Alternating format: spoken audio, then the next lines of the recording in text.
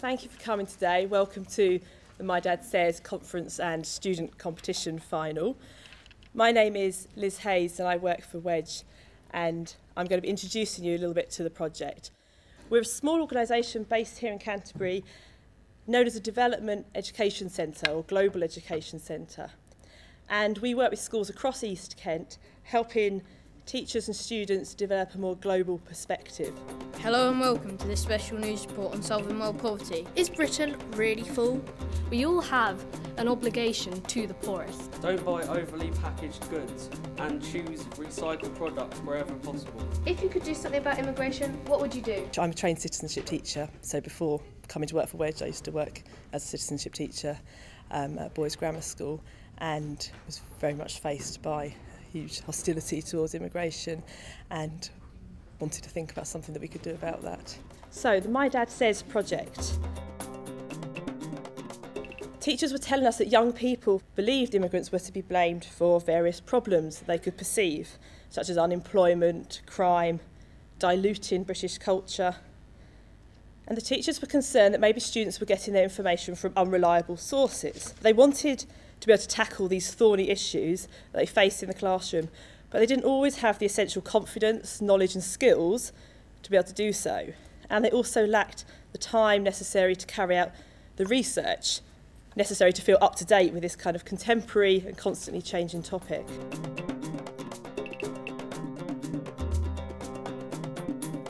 So what messages were you getting from the community and the schools that made you feel that this project needed to be done? One of the messages was a concern about misunderstanding. Another message, I think, was a lot of teachers' insecurity in dealing with a misunderstanding. A lot of pupils would, as the project title says, My Dad Says, not blaming fathers necessarily, but a lot of children would get opinions from someone who may not be terribly well informed, and understandably that became their opinion because they had to get it from somewhere. And it's very difficult for a teacher to say, oh, your dad's talking a load of rubbish, or don't read that newspaper, because that then becomes a bias the other way, and that's not acceptable. So we needed a way that we could support teachers to develop their understanding, and things like migration and poverty are very sensitive subjects. It needs a lot of skill, it needs a lot of understanding. The biggest problem will be pollution. For other countries like Britain, then global warming will be accelerated at greater consequences. Fuel will also run out much quicker.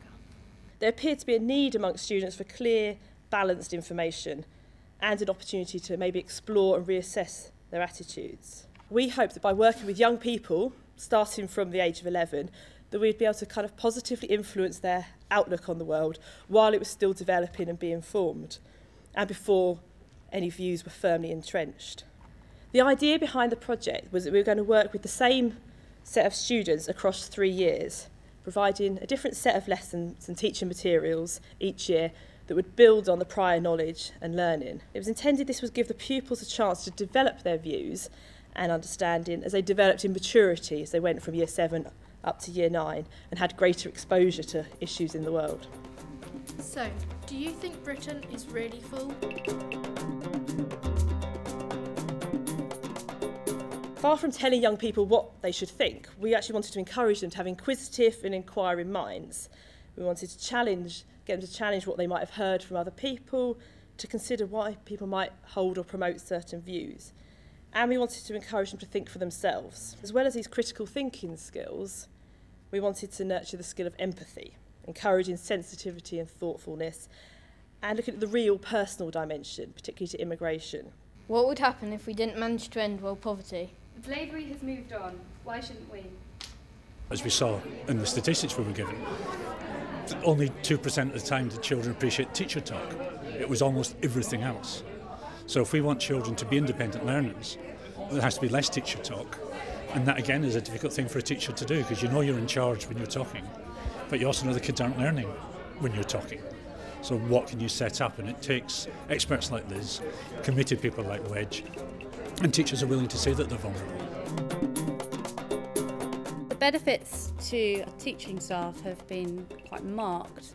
I had a number of non-specialist teachers who didn't want to teach about immigration, and they would just say to me, I'm really uncomfortable delivering this. And now they feel that they are much more confident. They're able to follow this programme of study, they're able to use the materials available, and they're able to address these issues much more confidently and feel much more comfortable about having these discussions in the classrooms. Our top stories tonight are: what does poverty look like across the world?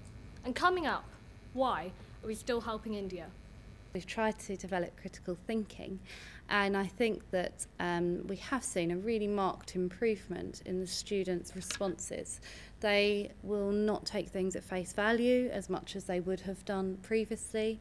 They are much more considered. They understand there are much more of a range of opinions. They're much more inquisitive and are prepared to investigate a view. Immigrants are humans too and deserve the right of safety. And if Britain is safe for them, then so be it.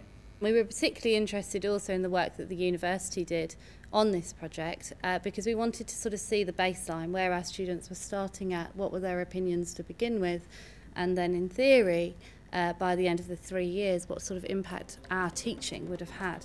Isn't it lucky for us then that 2 billion people in the world are currently living without electricity, and even more without a clean running water and an adequate food supply?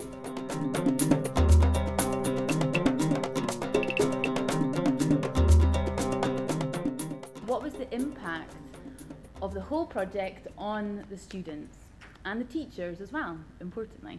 We wanted to add an evaluative component to it, so be able to gauge what changes occurred among the children as the scheme of work went on, and also identify what were the strengths of it, what were the weaknesses as well. What we did find is that the scheme of work really did increase empathy and critical thinking with those pupils that were initially very low in it. There's an increase in knowledge and confidence around the issues of poverty and migration, and the pupils seem to really enjoy the active element of the lessons. And as I said, we were responding to the pupil and teacher feedback throughout, and this is going to continue to happen. So we've got these materials now, but that's not to say that they might still change in response to what we've heard back from the pupils and the teachers. What's really struck me is the students' enthusiasm for the topic. I mean, you wonder sometimes, is this something they could really get into? But they seem to just have loved discussing it, producing something, working as a group, all those things they seem to have really enjoyed.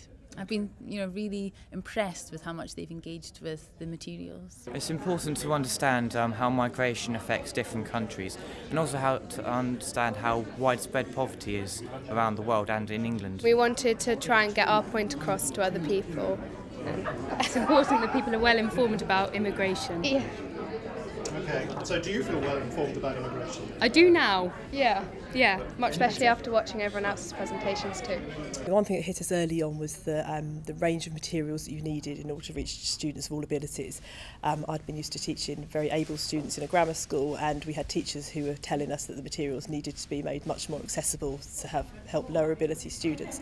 So that was quite eye-opening, realising that one lesson certainly didn't fit all, and we had to tailor-make lessons to adapt to different classes. Yeah, I still find it, but you only hear the big stories in the news, whereas you don't actually see it on a more widespread basis and like personal people, and it sort of like brings it more closer to home. It's actually people who are coming into our country, and then there's just people who are suffering like from really bad poverty, We also thought that foreign aid was something people don't really know about, and we wanted to explore that. I think some immigrants should be allowed into the UK, but not all of them, because they make valuable contributions. So only immigrants that make valuable contributions? Yes. And who do you think should decide whether somebody coming into the country is making a valuable contribution? I think we should let them in for a 6-week period and let them show if they can worth it or not. Okay, that's an interesting view. Well, like trial period. Yeah, trial. I talked to my parents quite a bit, and my sister, she's one that, and she hasn't been involved in it. So that's quite interesting, and we both differ in opinions quite greatly, so it's quite interesting. We've had a few heated discussions. Yeah, that's one way of putting it. Yeah. Sort of like a lot of us have spoken to our parents and things, and spoken to adults and teachers about what we think, so I think that's been quite good for us.